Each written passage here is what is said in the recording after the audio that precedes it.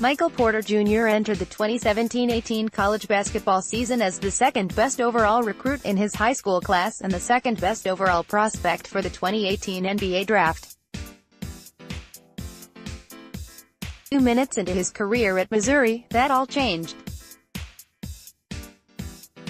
He limped off the court against Iowa State in the Tigers season opener, and Missouri later announced that Porter would undergo back surgery. We later learned that the surgery was to repair herniated discs. Even though the surgery was described as minimally invasive, it kept him off the floor for nearly 4 full months. He recovered in time to play late in the season, but he looked slower and less explosive.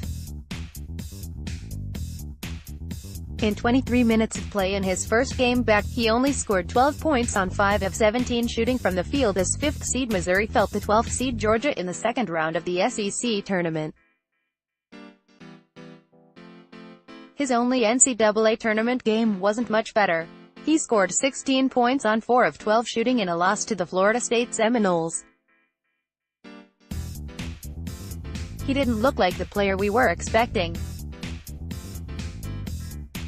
He has gone on record since the season ended saying his back is feeling better than ever, but that hasn't eased the concerns of some teams as his stock has fallen. ESPN's Jonathan Givony currently has Porter ranked as the 8th best prospect, and his fellow ESPN analyst Jay Bilas has Porter Jr. at 9th.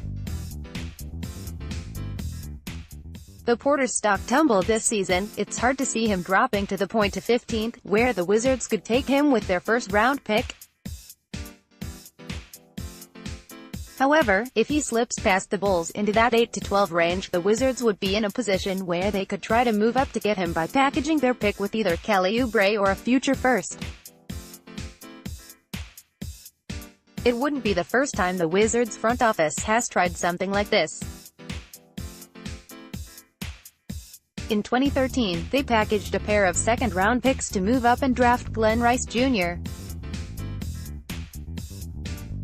early in the second round. In 2015, they packaged their first-round pick with 2 future second-rounders to move up and select Oubre. Normally, I'd be against trading 2 future first-rounders for 1 player, but Porter Jr. is worth the cost for Washington. When you go back and watch him in high school and with Team USA, he was a man among boys.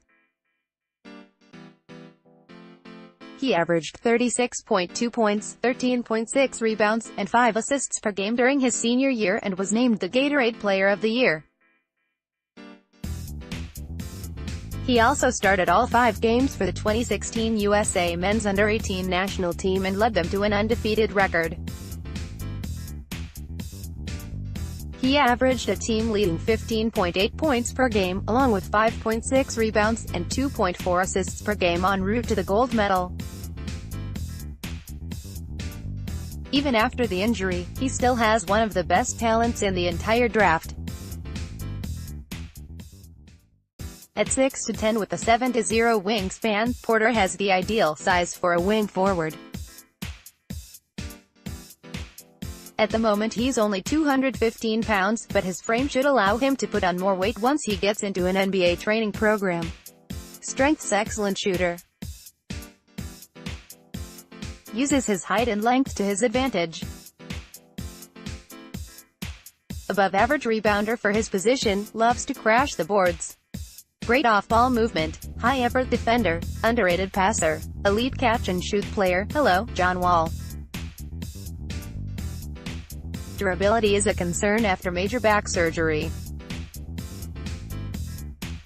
Thin frame, needs more muscle, needs to drive to the rim more, tends to rely too much on shooting over people, tends to force the issue,